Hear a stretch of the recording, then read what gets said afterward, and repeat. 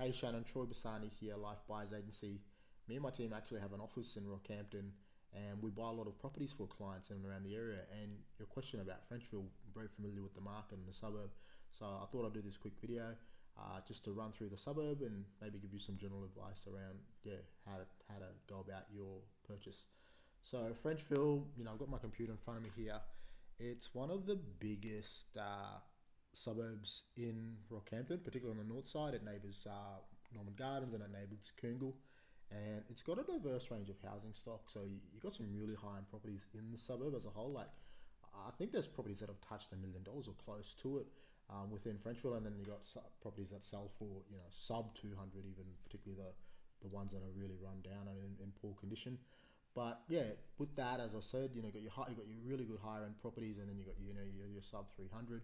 So that means that there's a diverse range of housing stock, but also a diverse range of demographic that sort of in and around the suburb. And I suppose from an investment point of view, you want to be clustered around where some of the better demographic or higher quality stock are. You want essentially, I saw your budget might be around sort of sub 350. You ideally want a $350,000 property on the same street as properties that are turning over or transacting at around 450, 500, 600 in most cases, and you can probably still get that, I believe, in and around Frenchville. So the suburb, yeah, it's a really good suburb overall. It's got a lot of things going for it. The Frenchville State School, if you're in that catchment, and Frenchville State School is one of probably the best state schools in town.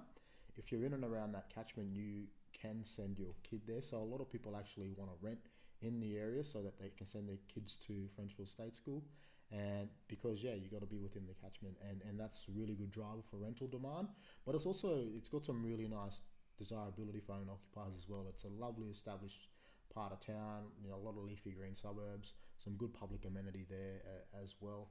And yeah, you're still really from if you're North Rockhampton, you're only roughly, I'd probably say 8 to 9 minutes from the CBD if you hit Bursker Street and Dean Street, and then you marry it up or link onto Lakes Creek Road, and then basically follow that through to the CBD. So you're in town very quickly as well. The suburb, as I said, has a diverse range of housing stock and a diverse range of demographic. And if we were to look at the different pockets, it's probably easy to cluster or to figure out where those different pockets are. I like Picky Research Hub. I think they've got some really good software there that distinguishes where the better pockets are. By that, you can use metrics or data points such as owner occupier levels in certain parts of town, income levels to sort of distinguish where the better pockets might be.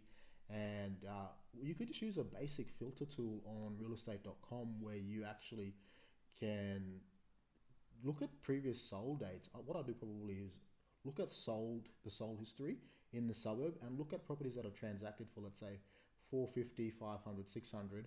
See where they are within the suburb and draw a circle around that within the 4 to 5 street radius within that suburb or from that property, and then you'll be able to sort of pick really quickly where the better quality areas are in town, and that's really going to allow you to pick some of the really good spots going forward. We've actually had a look online, and I've seen two properties that's on the market that was within your price point that I think are pretty good buys. One's a two better, and one's a three better in pretty good parts of town. The one on Housden Street, there's a street property just down the road, that sold for around $500,000, and another one for 480. So you're on a really good street there, where there is some higher quality stock that's going to drag up the median price of yours if they were to transact in the future. And then there's another one, I think, which is pretty good value for money, a 4 bedroom on Robinson Street. I think it's not the best location in town, but it's in a really good part of the Frenchville suburb, and I think you're still getting some really good value for money there. So yeah, I hope that's helped. Frenchville, as I said, it is a really good suburb in North Rockhampton. It's got a lot of good public amenities. It's got a great state school. It's only a couple of minutes from the CBD and some public amenity like Stocklands and a few other things in town. And you're going to get some really good value for money there. These established properties under 350, not a lot of them are in excellent condition or immaculate condition. You probably would have to sink some money into a lot of these. They're generally two-story timber stumps or concrete pillars underneath that provide the structural stability. but a lot of them, are subject to termites or weather erosion.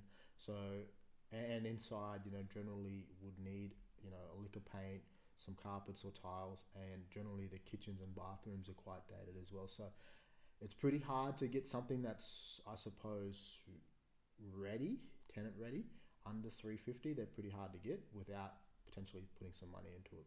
I hope that's helped anyway. Thank you and bye for now.